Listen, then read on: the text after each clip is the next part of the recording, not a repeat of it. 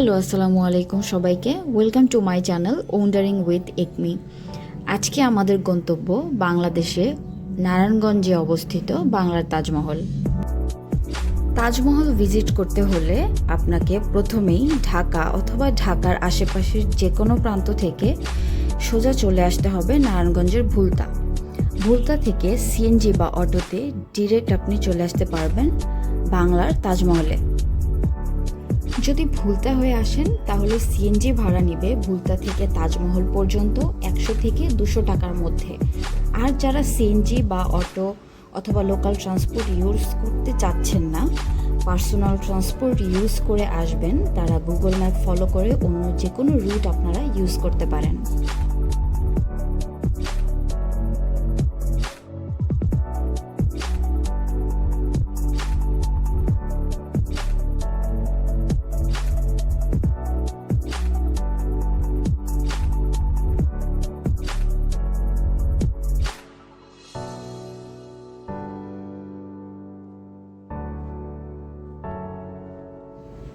Taj Mahal visit করতে আসলে কিন্তু তার ঠিক পাশে রয়েছে আরেকটি দর্শনীয় স্থান, যেটা হচ্ছে পিরামিড।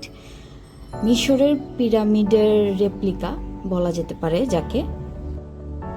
আজকের ভিডিওটা শুধু তাজমহল নিয়েই করা, পিরামিডের ভিডিওটা দেখানো হবে অন্য আরেকটি ভিডিওতে, যেটা ডেসক্রিপশন বক্সে লিঙ্ক দেওয়া থাকবে। সো ফাইনালি আমরা চলে আসছি। এখানে একটি টিকেটেই কিন্তু তাজমহল ও পিরামিড দুটো স্পটই ভিজিট করা যায়। টিকিট প্রাইস হচ্ছে 150 টাকা। সো এখন আমরা পুরো তাজমহলের ভিতরটা একটু ঘুরে দেখব।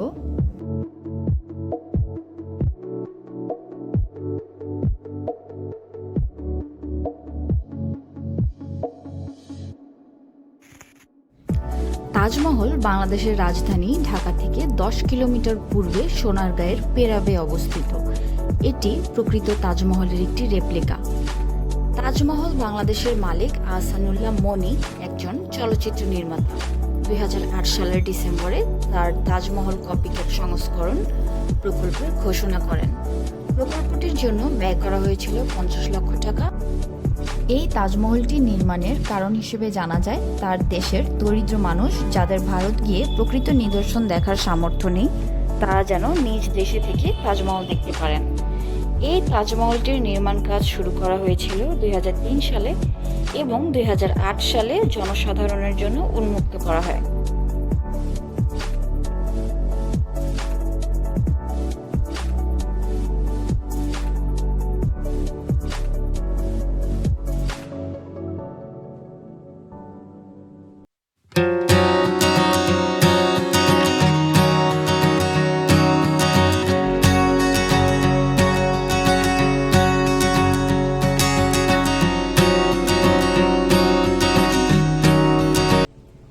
তাজমহল থেকে বের হলেই কিন্তু আপনারা পেয়ে যাবেন দেশীয় তাঁতে বুনন করা ঐতিহ্যবাহী শাড়ি, চাদর, শালের দোকান। এছাড়া আরও অনেক ধরনের আইটেম রয়েছে।